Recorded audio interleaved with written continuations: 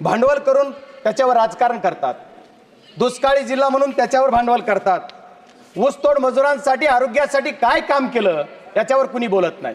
माझ्या ऊसतोड मजुरांसाठी काम करण्याची खूप गरज आहे।